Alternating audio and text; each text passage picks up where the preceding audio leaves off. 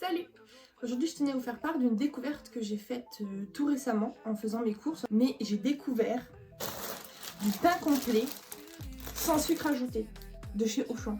C'est toujours à privilégier les céréales complètes effectivement quand on veut faire des sandwichs ou par exemple moi je le prends au petit déjeuner. Quand j'étais chez ma diabétologue en février, on avait discuté et on s'était dit que le pain complet en tranches comme ça industriel en fait ça restait quand même mine de rien sucré. Et je le remarquais parce que juste après mon petit déjeuner j'avais des pics de glycémie, en fait ça redescendait avec l'insuline mais j'avais quand même des pics à 2,50, 2,60. Alors j'avais fait mon insuline avant de prendre mon petit déjeuner, mais en fait il s'avère que c'est quand même super sucré. Et là, en faisant mes courses et en traînant un peu dans le rayon, je me suis rendu compte qu'il y avait du pain de mie complet sans sucre ajouté. Donc j'ai fait mes petites recherches, je me suis rendu compte que Harris en proposait aussi, mais bon, Harris c'est une marque qui a aussi un coût. Et dans les petits budgets, je trouve que c'est plutôt intéressant d'avoir une marque comme Auchan qui propose ce type de produit. Maintenant, on va juste regarder en termes de composition la différence avec un pain de mie complet classique.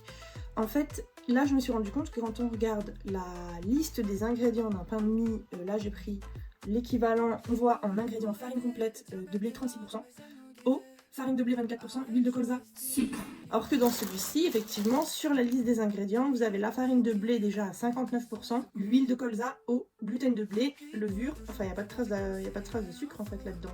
Quand on regarde le tableau des valeurs nutritionnelles, on se rend compte que pour le pain de mie complet classique, on est sur glucides 42%, donc 42 grammes pour 100 grammes, dont sucre 5,5 grammes pour 100 grammes.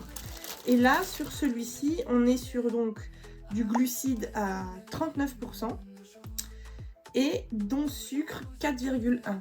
Donc on est pas mal, je crois, on est pas mal. Et je l'ai testé hier matin et effectivement, j'ai fait mon insuline comme d'habitude, j'ai déjeuné comme d'habitude et après le petit déjeuner, je n'avais pas ce pic de glycémie. J'ai eu un pic léger, mais j'ai pas eu cette hyperglycémie à 2,60 comme j'aurais pu avoir habituellement. Je me suis dit que c'était sympa quand même de partager avec vous justement ces produits qui sont plus abordables que les grandes marques de supermarché parce qu'on sait que tout augmente.